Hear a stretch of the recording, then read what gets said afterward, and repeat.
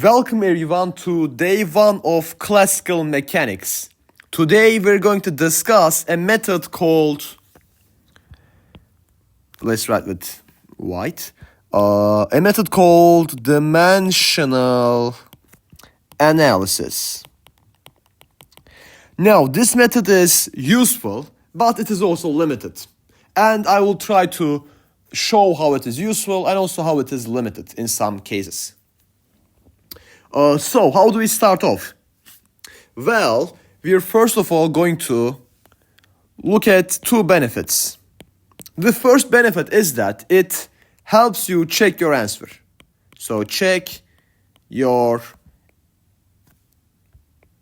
answer. How does it do that? Well, in a physics problem, you're very likely solving for some quantity. Let's call that quantity Q. And this is going to be in terms of some other variables. Let's say it is equal to 15 A times B over C squared. Now, it is a must that the units of Q must be the same as the units of this expression. Because otherwise, the different sides of the equation would be talking about completely different things. If you have 10 meters, that can't be equal to 15 kilograms. One is a length, the other is a mass. And even this is maybe obvious, but even if this was 10, these still would not be equal because they refer to completely different things.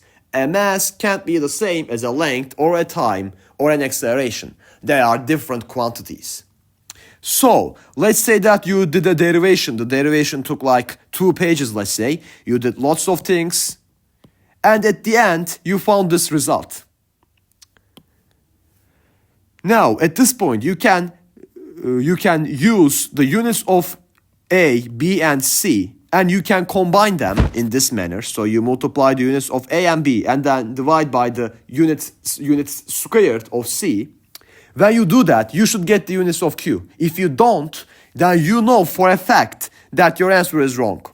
So that's how this dimensional analysis method helps you check your answer. Also, it is very important to note that even if the units match, that doesn't mean that the answer is right. What if this wasn't a 15 but it was 16? What if it was ln2? What if it was e to the power of 2 pi? You never know. You can't know. But you can at least say that I didn't mess the calculations completely. Because if the units don't match, forget about it. You need to start from the start. You need to look at your derivation and you need to spot where you made a mistake. Because if the units don't match, the answer can't be right. But even if they match, even if the units match, that does not mean that the answer is 100% guaranteed that it will be right. It only has a chance to be right. Okay? So that was the first benefit. Now for the second benefit, and which is even more spectacular, I think. This can help you guess what the answer should look like. And how do we do this?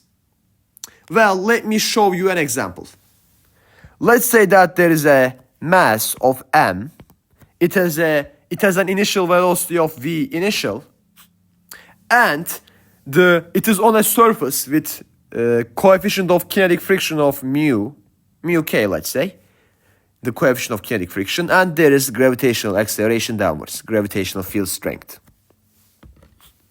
Now, the question is, for what distance, so how far can this mass travel before stopping? So what is the distance traveled, d, before the mass stops? So v is 0 at this point. How much does this block travel, basically? That's the question. And what are we trying to find? We are trying to find d. And we want this to be in terms of, well, what do we have? It must be in terms of the mass, mu k, v initial, and g. because these are all of the quantities that we have, and all of them describe the system completely. So the answer must depend on these guys. So the thing is, what we're going to do in this method is to find some combination of these such that that combination gives the units of D. So let's get started.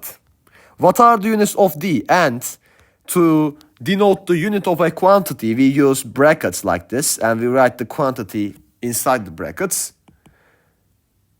So the unit is meters. This isn't mass. I mean, don't confuse them. Okay, this is meters.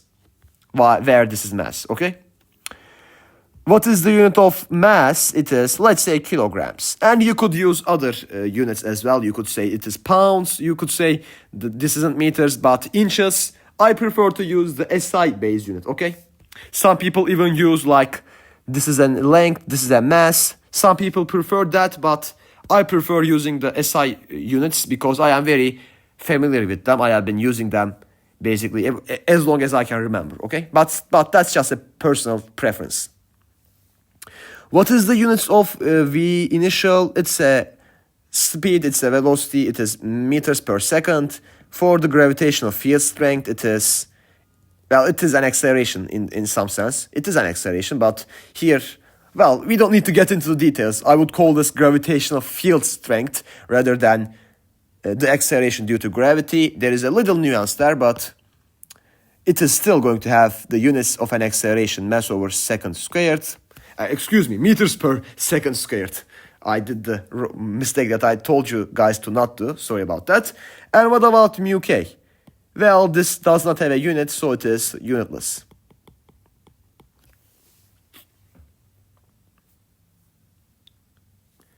So, the question is, how do we combine these to find D? Well, by simply looking at it, I can see that D can't depend on mass. Because if it did, how could we get rid of the kilograms? Like nothing can simplify kilograms because none of the remaining quantities have mass in them. So the final answer can't be in terms of mass. It can be in terms of velocity and the gravitational acceleration though. Let's say if I have, and this is proportionality, this means that it is proportional to it. Let's say I have V initial here. So that is meters per second. And well, I can sort of see what's going to happen. So if I square this, if I do V initial squared, what I have is I have meters squared per second squared. And if I divide this by meters per second squared, I will get meters, which is the unit of the distance. So in fact, I need to divide by g here. And that gives the unit of the distance. Now, this was easy to spot here, but if it is a harder problem, let's say, you can always do this. You can say D is going to be proportional to V initial to some power of A, G to some power of B, and I will get to mu K. Okay, don't worry about mu K, I will get to it. So you said this basically. Now, at this point, and I would have normally written mu K here, but it is unitless, that's why I'm avoiding writing it, okay? And you could even write the mass, by the way, C, okay.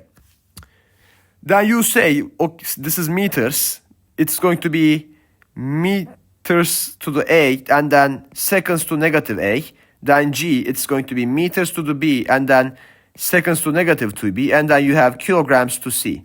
Here you can see that C should be 0 because the units on the left should match the units on the right. There is a 1 here, so, well, then A plus B should be 1. And there is a 0 for S here, right? And 0 for kilograms as well. So 0 should be equal to negative A minus 2B. So it means that A is equal to negative 2B. If we substitute it here, well, then that's going to be negative B. So B is 1. If B is 1, then A is negative well, then A is negative 2. Did I do something wrong? Because that doesn't agree with the answer we have. Let's go over our solution. I'm sorry. I think we did make a mistake. Yes, we did make a mistake. Hold on. Okay. Look at this part. Sorry about the mistake, by the way. So I substituted negative 2b here. We have negative b, which means that b is negative 1. Not 1, excuse me for that. It is negative 1. If b is negative 1, then a is 2. And that is reflected here. A, which is the coefficient of, which is the power of v initial, is 2. And b, which is the power of g, is negative 1. And c, which is the power of the mass, is 0. So if the combination isn't obvious, you can always use this method and solve the system basically. Not always, actually. You will see why not always, because maybe you have too many variables and not as many equations, right? Maybe you end up with 4 variables but 3 equations, then you can't solve the system, and that's where dimensional analysis fails basically. Okay, now about the mu k part, what we know is there must be some function of mu k here. It is a unitless quantity, and we are inputting a unitless quantity to the function, and we will get an answer. So basically, d is going to be some function of mu k, and then v initial squared over g. This is the expression for the distance. We don't know what the function is. If we did know it, then we would have the whole problem solved. But this is as far as we can get with dimensional analysis, which is good. I mean, if we didn't know how to solve this problem, we could boil down the answer to this. And I think it sort of makes sense. I hope it makes sense. I mean, if v initial is greater, then d is going to be smaller. And if g is greater, then if v initial is greater, d is going to be greater. If g is greater, d is smaller. It is because it is like the gravity is pushing the block down, and it is affected more by the friction. Okay? Alright, so that's what we basically did. And if I want to, let's check if it is right or wrong. So let's check it. How can we check it? Well, it is fairly simple. So, there are many ways of doing this. Let's say that we use the kinetic energy theorem, work energy theorem. The net change in the kinetic energy is minus 1 over 2 mv initial squared. The net work is negative force of kinetic friction times the distance. This becomes a plus. What is the force of kinetic friction? Well, that is mu k times the normal force, which is mg in this case, d. Mass simplifies here, which we already noticed, because it must simplify, otherwise the units don't match. And then d is, let's see, 1 over 2 mu k v initial squared over g. Did I get that right? I think so. So, in fact, the function of mu k that we mentioned, that was 1 over 2 mu k, okay? As you can see, we got the general idea right. Only using dimensional analysis. Cool. Now, let's look at a case where this method sort of fails. So, let's say limitation. And it doesn't fail. It just reaches its limits. This simple method can tell us so much, but not everything, basically. Limitation. What if we analyze this system? We have this mass. It has a velocity of v. And there is this height, there is g downwards, and this is an initial velocity. There is no frictional forces. I want to know how much this block travels away from the cliff. What is r? The range.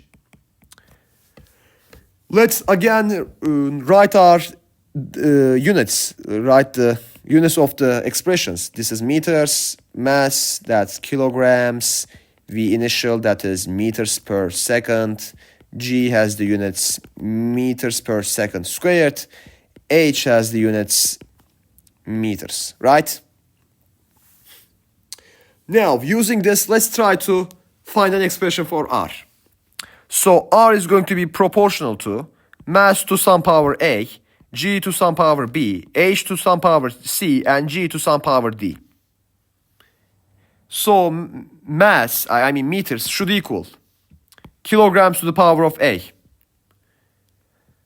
meters to the power of B, and then seconds to the power of negative 2B, and then meters to the power of C, and then I think I made a mistake. Yep, I did make a mistake. Sorry about that. That is going to be V initial. Sorry. So let's rewind then. Let's rewind. Kilograms to the power of A. Here, meters to the power of B, seconds to the power of negative B. And then for the height, it is going to be meters to the power of C. For G, it is going to be, well, it's going to be meters to the power of D, and then seconds to the power of negative 2D. Okay? Now, we again see that A should be 0. So A is equal to 0. How did I see that? Well, I saw that because there is no kilogram on the left. So this is gone. Now, if we consider meters, we know that 1 is going to be equal to B plus C plus D, right? These three are handled, let's say, or 4. And then we know that 0 is going to be equal to negative B minus 2D. So let's say that, I don't know, B is equal to negative 2D. And do you see the problem? We have 1, 2, 3 equations. This isn't a fourth one because this one and this one, they are completely the same equation. We have 3 equations. And even like, well, let's even not write this. Like, we don't need to write it. Let's not confuse ourselves. We have 3 equations. How many unknowns do we have? We have A, B, C, D. 3 equations, 4 unknowns. We can't solve this.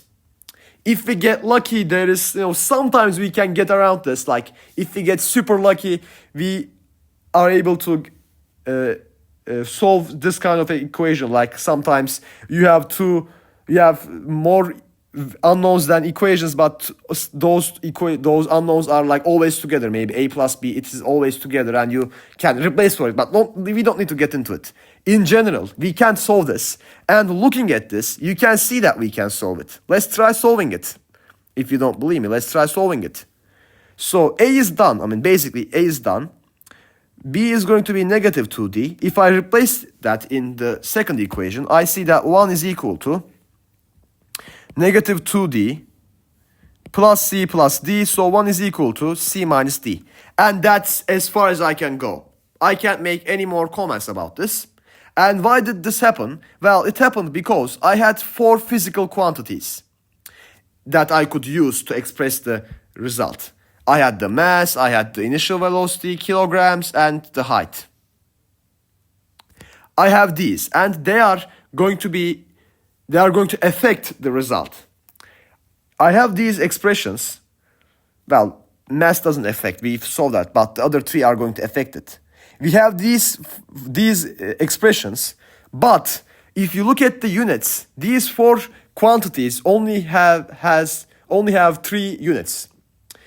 That is what leads to this 3 equation, 4 unknown system, which we can't solve in general. And this is a limitation for the dimensional analysis. Anyways, I hope this video was helpful. If you have any questions, please ask them in the comment section. I hope to see you in another video. So for that, please stay tuned. And this is it. See you in another video. Until then, take care.